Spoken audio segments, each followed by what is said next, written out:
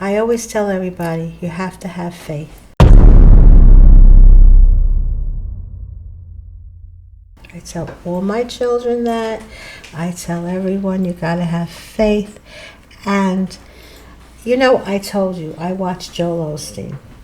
Every once in a while, when nobody in my house likes him, everyone tells me the same thing, that he's getting rich on, I don't ever send money, I just want to see him. And he said something like, without hope you can't have faith. Something like that. Something about hope and faith. Hope encourages faith. But the one thing, great objection I have to Joel Osteen. He has no cross, I know. Right. He just has that. It's a globe. He has that globe. Yeah, you hear the prosperity gospel, but you don't hear the cross. And Christ without the cross is just... The interesting thing is that, again, it's not in the Bible it says the brother of the Lord. But you have to remember, too, that at the time of Jesus, again, understanding the culture, they didn't have, sometimes close relatives were considered brother, sister. There was no word for cousins in That's Aramaic. What we were taught. They were cousins in grammar school. Well, what you found out was that, like in Italians, what do we say? My paisan. Yeah, my kumar and stuff like that. It doesn't. Usually they're people you're not related to, yes. But you have a connection with. It's a close connection. Now, one of the greatest proofs that Jesus was an only child was that there was a very strict Jewish law that said if a son died or a father died, the rest of the family had to take in the mother. Which would be St. Joseph died and they had to take in Mary. Is that what you mean? But what happened in the cross? That Jesus said to John, behold your mother, behold your son. According to Jewish law, if there were other children, they would have to take care of Mary. Now, the other thing is that Jesus was very, very, very close to, was it John? At the Last Supper. The beloved disciple. So you could actually say he could have been like a brother to him, but there was no brothers and sisters and all that back then. Well, you have to remember something too, that basically when they say the brother of the Lord, it doesn't necessarily mean a blood brother. There's been a theory too, which it's come out in some of the films, that there was a theory that Joseph was married. That came out. I just saw that. I can't remember where I saw it, but they were trying to say that maybe Saint Joseph had another wife that had children. Is that the one you're talking about? Yeah, I saw that. But then I think in The Chosen, I think they deal with that by thinking that Joseph had nephews.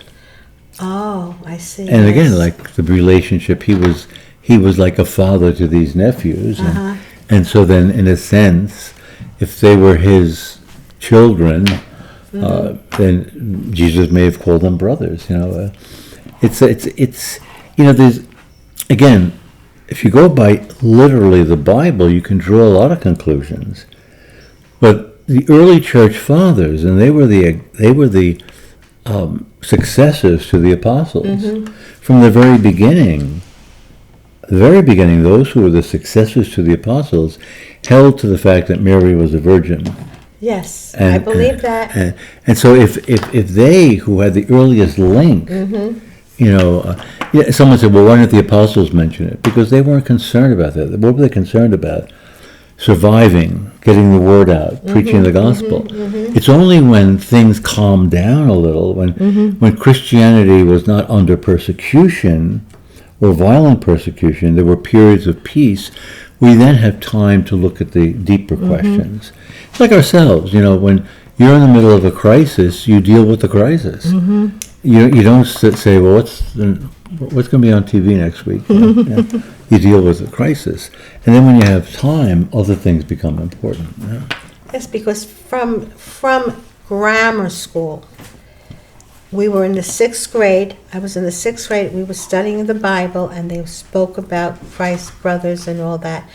And Sister Lucy, that was my teacher, she said it was cousins. And that has stayed with me all my life. So now when people say, oh, no, he never had brothers and sisters, she was always a virgin. And you're not going to get that, you're not ever going to take that away, because I know that for years and years and years. We believe it, and it's interesting. You can't prove everything. Jesus said that to Thomas, didn't he? Yes, yes. He put said, your hand on the side, but be not. You believe because you've seen. Far more blessed are those who do not see but believe. We've never seen Jesus, but yet our faith says that he's here. Right. It's interesting. There was these little signs. People give you. There's one sign that says, "Faith is not faith until it's all you have to hold on to." I believe that too. Because if you can explain something, you don't need faith. We used to have Brother Stan, was a Capuchin Franciscan brother who was from Poland. He was a prisoner in Auschwitz because he and his whole family, all his brothers, were imprisoned because they were acting as an underground railway for Jewish men. And he survived Auschwitz. He was 68 pounds when the camp was liberated. And he used to call his Social Security number. He had a number tattooed on his arm because they were only known by numbers. And one day he's speaking to a large group of children, and he said, "How many of you believe in miracles?" And all the hands went up. It was a Catholic school. He looked at them and he said, "I don't." The kids looked like this, and the nuns looked like this. And he said, "I don't believe in miracles because I've seen miracles." Oh, that's nice. He says, "You don't have to believe in something you've seen." Talking about miracles, there's another question that I had. When the saints, when a person becomes a saint, don't they have to perform a miracle before they become a saint? They become beatified first. Yeah, no, it's always through their intercession that God performs the miracle. They don't. But it's through their prayers. See, now I always thought they performed the miracles. No. If they did, it's through God working through them. Yeah. Like that young saint. Carlo Acutis, yeah. Yes, that young saint. You know about that? I did a whole thing on that young saint. Oh, he's a wonderful devotion. He's a great model for young people. So there were 2 miracles, right, of his. Yeah, one that brought about his beatification, the other his canonization. But the thing is that it's all, like for instance, I was involved with the movie Cabrini. Yeah, that was a beautiful movie. About Mother Cabrini, and the first miracle, a priest was telling a story one time, and he said there was a boy, in 1921, there was a boy born in Columbus Hospital in New York, which was a hospital Mother Cabrini founded and her sisters staffed. The nurse made a mistake. She used a solution. There was a wrong solution, and she burned out the corneas in the baby's eyes. So the nuns prayed for 24 hours to Mother Cabrini, for her intercession. The corneas grew back. Then the doctor said, "You better pray more because the baby has high fevers." They prayed another 24 hours. Baby was fine. 16 years later, this baby carried the banner for Mother Cabrini's beatification, because it was his miracle that was taken as the sign. And the priest who's telling the story said, "I was that baby." You should see that movie. That's beautiful. Yeah. All about the Italian immigrants. I never knew the Italians were so poor. Oh yeah, and the way they were treated. And they were treated. You have to see. It was beautiful. And my great grandmother worked with Mother Cabrini.